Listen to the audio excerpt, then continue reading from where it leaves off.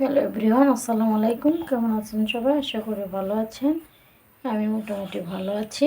তো দেখেন, আজকে আমি ভিজা শুটকি রেসিপি তৈরি করব।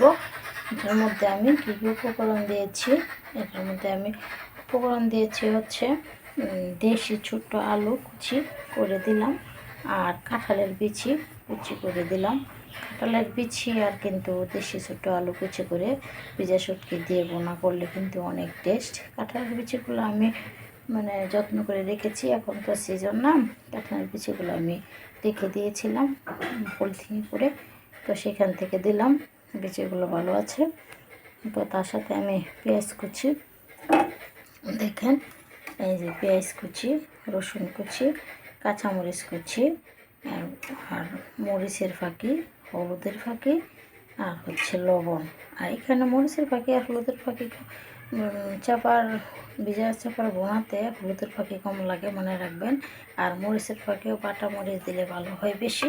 তো কিন্তু আমি না বাটা হলেও আমি কিন্তু মরিচ কুচি বেশি দিয়েছি, কাঁচামরিচ কুচি, এই দেখেন কাঁচামরিচ কুচি কিন্তু বেশি দিয়েছি এখানে, এই জন্য মরিচের ফাঁকিটা কিন্তু কম দিয়েছি।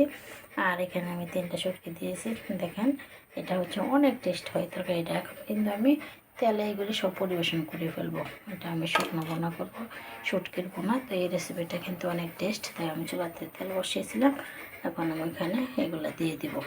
তো দেখেন রেসিপিগুলো কিন্তু অনেক টেস্ট। এখন আমি এটাকে পরিবেশন করে দিয়ে দিই তেলে। তো দিয়ে দিলাম, সবগুলো মাছটাকে দিয়ে দিব।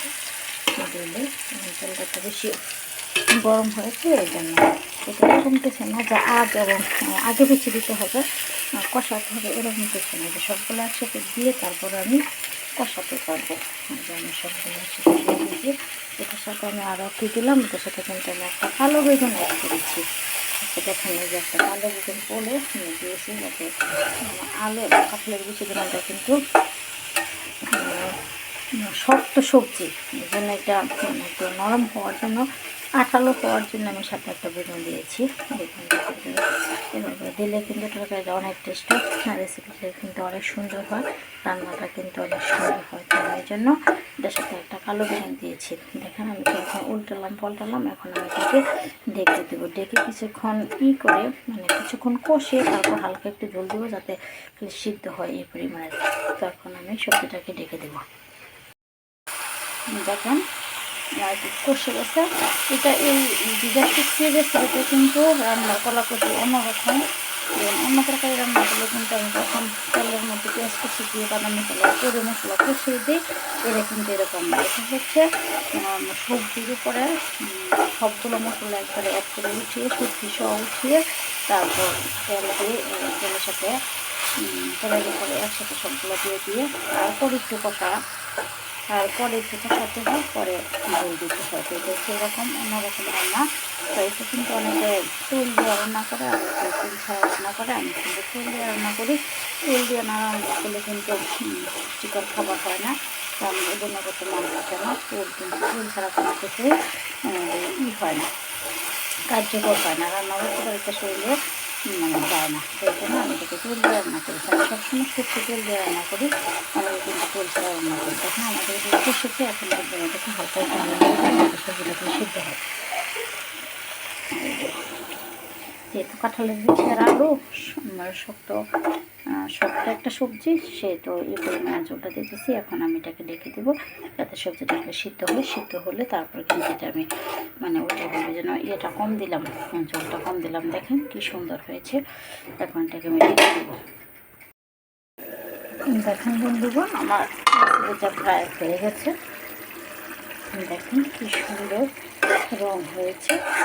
দেখছেন, আমি এটার মধ্যে কাঁঠালের বিচি আর আলু দিয়েছি, আর এটার মধ্যে একটা বেগুন দিয়েছি, বেশি না, একটা বেগুন, যাতে করে আঠালো হয়, কারণ আমি বেগুন বেশি খাই না চুলকানো দিকে। দেখেন কাঁঠালের বিচিগুলো কিন্তু আসলে আপনারা এভাবে সস্তায় না বিক্রি করে আমার মতো করে যত্ন করে রেখে কিন্তু সিজন ভরা খেতে পারে। এটা কিন্তু একটা ভালো একটা উপায়, কারণ এই কাঁঠালের বিচিতে কিন্তু প্রচুর পরিমাণের আয়রন, সেটা কিন্তু আমরা বুঝিও না। ওইটা আমরা কাটার জন্য, যত্ন করে রাখার জন্য রাখতেও পারি না, কাটার জন্য খাইতেও পারি না। এটা কিন্তু অনেক সুস্বাদু খাবার, অনেক পুষ্টিকর খাবার, এবং জাতীয় খাবার, দামি খাবার, সস্তায় দামি খাবার, কিন্তু আমার এটা বুঝি না। আমার রেসিপিটা কিন্তু প্রায় হয়ে গেছে, একটু দেখে দিই। দেখেন আমার রেসিপিটা কিন্তু হয়ে গেছে।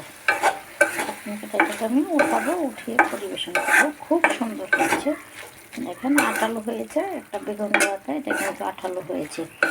এভাবে আঠালো করে রান্না করতে হবে, তাহলে কিন্তু অনেক টেস্ট, মানে শুকনাও না ঝোলও না, আঠালো।